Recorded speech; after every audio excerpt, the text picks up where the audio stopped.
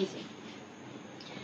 তো এরপরে মূলত আমাদের যখন এই ভিডিওর কাজটা কমপ্লিট হয়ে যায়, তারপর আমরা এটার আমাদের ফেসবুক যে আইডিটা আছে সেখানে পোস্ট দেই এবং আমাদের বাসাতে ফোন দিয়ে জানিয়ে দিই। তবে দুর্ভাগ্যবশত আমার বাবার ফোন সেদিন বন্ধ ছিল এবং আমার ছোট ভাইকে মূলত আমরা ফোন দিয়ে ব্যাপারটা জানিয়ে দিই।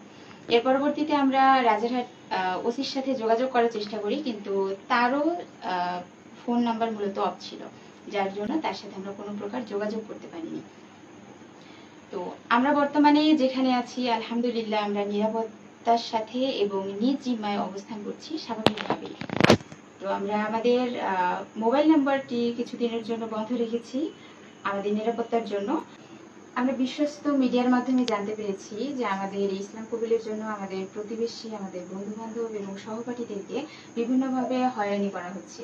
তো কথা হচ্ছে যে আমরা এটা প্রকাশ্যভাবে ইসলাম ধর্মটা কবুল করেছি।